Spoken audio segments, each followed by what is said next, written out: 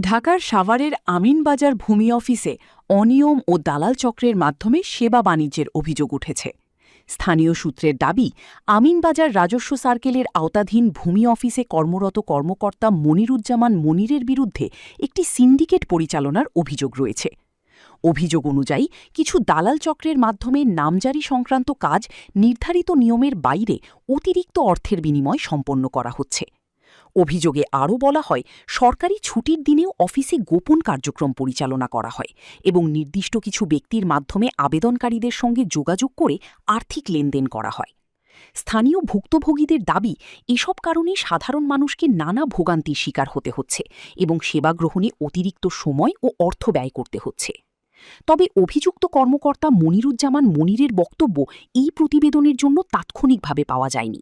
Staff reporter Imran মোল্লা জানান, এই বিষয়ে সংশ্লিষ্ট প্রশাসনের পক্ষ থেকেও এখনও আনুষ্ঠানিক কোনো মন্তব্য পাওয়া যায়নি। এলাকার সচেতন মহল বলছে, বিষয়টি দ্রুত তদন্ত করে সত্যতা যাচাই করা প্রয়োজন। অভিযোগ প্রমাণিত হলে দায়ীদের বিরুদ্ধে আইনি ব্যবস্থা নেওয়ার দাবি জানিয়েছেন তারা।